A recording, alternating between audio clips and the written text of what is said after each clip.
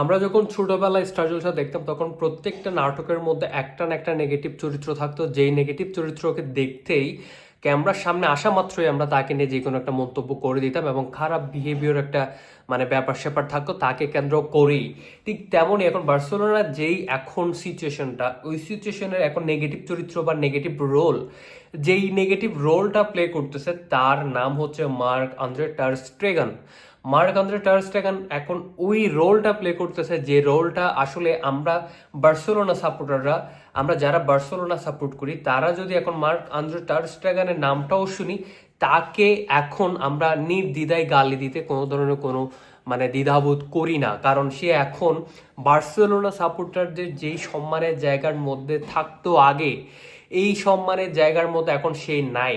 এবং সেটা না থাকার খুব কমন কিছু কারণ আছে। প্রথম কারণ হচ্ছে তার একঘেয়ামি, তার ইগু, তার কোচের সাথে ডিসিশন মেকিংয়ে প্রবলেম, ক্লাবের সাথে তার বনিবনা হচ্ছে না, তার আসলে একঘেয়ামি যাদের কারণে কিন্তু ক্লাবকে সাফার করতে হচ্ছে।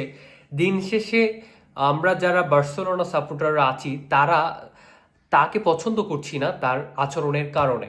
এবং সর্বশেষ বার্সেলোনার যেই এখন প্লেয়ার রেজিস্ট্রেশন করানোর ব্যাপারে তার সাথে যেই একটা মিউচুয়াল আন্ডারস্ট্যান্ডিং এর একটা ব্যাপার স্যাপার ছিল, সেখানেও কিন্তু সে নেগেটিভ রোলটাই প্লে করছে। এখন আমি একটা কথা বলি, এই কথাটা হচ্ছে যে বার্সেলোনাকে আসলে চাই তার মতন একজন গোলকিপার, যে কিনা বার্সেলোনার যেই সাপোর্টটা দরকার সেই সাপোর্টটা প্রপারলি তার কাছ থেকে পাচ্ছে না। তারপরেও কি তাকে কি বার্সেলোনা চাইবে?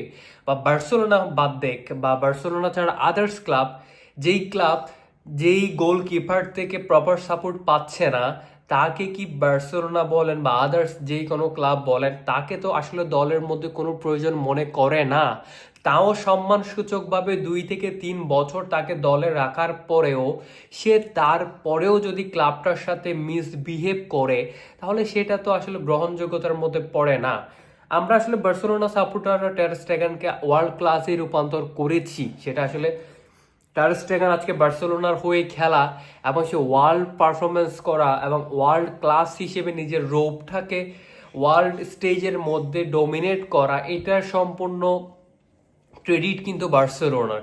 কারণ 2015 সালের পর থেকে আজকে আপনার 2022-23 সাল পর্যন্ত ক্যারিয়ারের একটা ভালো মৌসুম কাটানো বা ভালো একটা গোল লাইনের দায়িত্ব সামলানো, মার্ক আন্ডার টার স্টেগানকে ওয়ার্ল্ডের টপ 5 গোল কিপারদের মধ্যে অটো চয়েস হিসেবে 3-4-2 এই ধরনের পজিশনের মধ্যে রাখা, এটা জাস্ট তার কেরিয়ারের সব থেকে বড় গ্রাফগুলোর মধ্যে একটা অন্যতম গ্রাফ হিসেবে কিন্তু আমরা দেখেছিলাম।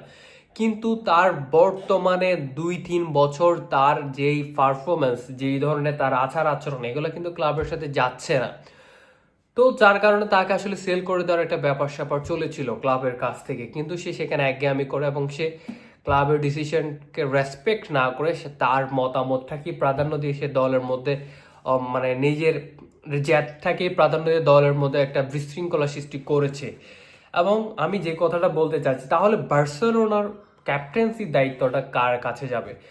বার্সেলোনার ক্যাপ্টেন্সি নিয়ে পর্যন্ত মার্ক আন্ড্রে টার স্টেগান নানান একটা ঝামেলা, যা যেই একটা ড্রেসিং রুমের বাজে একটা পরিবেশ সৃষ্টি করা, এই জিনিসটা কিন্তু তাকে কেন্দ্র করে মূলত জিনিসটা হওয়া স্টার্ট করছে। আচ্ছা, আমরা বার্সেলোনার ক্যাপ্টেন্সি যদি আমরা দেখি, তাহলে আপনারা দেখেন বার্সেলোনার ফ্র্যাঙ্কি ডিয়ং বার্সেলোনার ক্যাপ্টেন্সি রোল প্লে করার জন্য যথেষ্ট ক্যাপাবল, এবং রোনাল্ড আরাউহো বার্সেলোনার ক্যাপ্টেন্সি মেনটেন করার জন্য তার যথেষ্ট যথেষ্ট কোয়ালিটি আছে।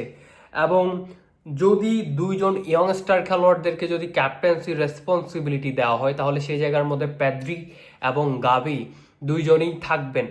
সব থেকে আরও বেশি আন্ডারস্ট্যান্ডিং ভাবে আমি যদি বার্সেলোনার রাইট নাও ক্যাপ্টেন্সির যদি রেসপন্সিবিলিটি যদি কাউকে দেওয়া হয়, তাহলে প্রথমে আমি ফ্র্যাঙ্কি ডিয়ংকে 1 নম্বরে রাখবো, আর পরবর্তীতে রাফিনিয়াকে 2 নম্বরে রাখবো, 3 নম্বরে রাখবো রোনাল্ড আরাউহোকে, 4 নম্বরে ফেদ্রিকে, 5 নম্বরে গাবিকে বার্সেলোনার ক্যাপ্টেন্সির জন্য আমার তরফ থেকে তাদেরকে চাইবো। কিন্তু বার্সেলোনার অফিসিয়ালি ক্যাপ্টেন্সি আসলে কাকে দিচ্ছে সেটা 2015-16 সিজন শুরু 2025-26 সিজন শুরু হলে আমরা সেটা বুঝতে পারবো।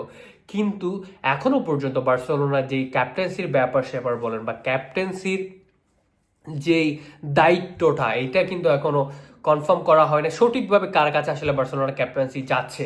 কিন্তু মার্ক আন্দ্রে টার স্টেগেনের যে বিষয়টা, এই বিষয়টা আসলে আমাদেরকে দিনের পর দিন খুব বাজে সিচুয়েশনের মধ্যে ফেলে দিচ্ছে। একটা ক্লাবের অভ্যন্তরীণ সিচুয়েশনকে নাজেহাল অবস্থা করে দেওয়ার জন্য এই ধরনের কিছু কিছু বিষয় আসলে ক্লাবকে বাজে সমস্যার মধ্যেই ফেলে দেয়।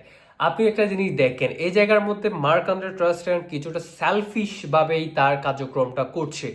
আমি যদি বলেন, আমার তরফ থেকে যদি বলা হয়, টার স্টেগেন তার ক্যারিয়ারের যে যাত্রাটা স্টার্ট করছে, তার জন্মটাই আসলে কিন্তু মানে একটা মানে ভুল সময়ের জন্ম। যেমনটা বলা হয় না, মেসি রোনালদোর কেরিয়ারের সময় নেইমারের জন্ম হওয়াটা, এটা কিন্তু তার জন্য একটা দোষ। যার কারণে নেইমার যেই ধরনের করে কোয়ালিটি নিয়ে ওয়ার্ল্ড ফুটবলের মধ্যে এসেছিল, সেই ধরনের কোয়ালিটি কিন্তু সে রিপ্রেজেন্ট করে ওয়ার্ল্ডটাকে সে শাসন করতে পারে নাই।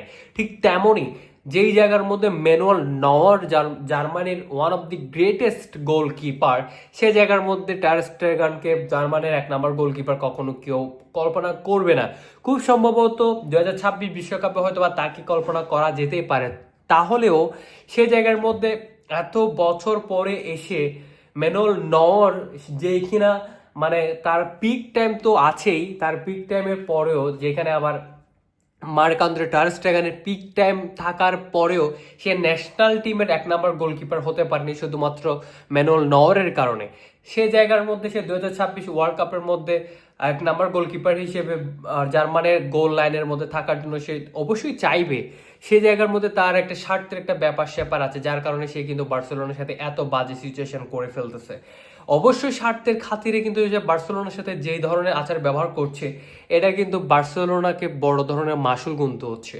কিন্তু মাসুল যেটা গুনতে হচ্ছে সেটা হচ্ছে আপনার এই যে তার থেকে প্রপার পারফরমেন্স না পাওয়ার পরেও তাকে তাকে আসলে গোল লাইনের দায়িত্ব দেওয়া, তাকে আসলে সেল করা উচিত ছিল আরো 2 থেকে 3-4 বছর আগে, তাকে সেল করে দেওয়া উচিত ছিল।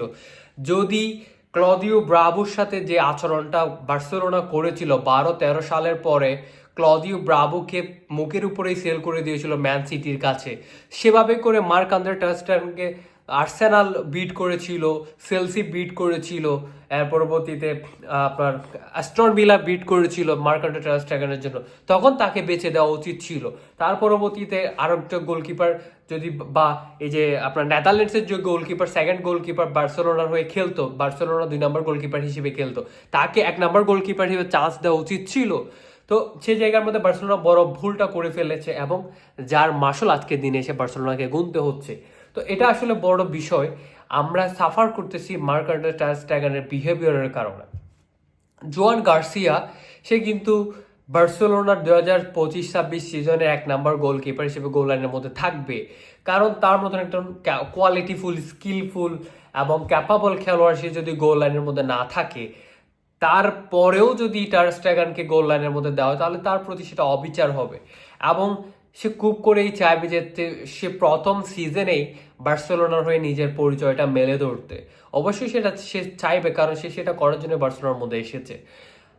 আমাদের উচিত, আমাদের আসলে এই জিনিসটাকে সাপোর্ট করা উচিত। বার্সেলোনার এখন নতুন জাগরণের মধ্যে যেই বিশৃঙ্খলা হচ্ছে, ওই বিশৃঙ্খলাগুলোকে আসলে প্রশ্রয় না দেয়।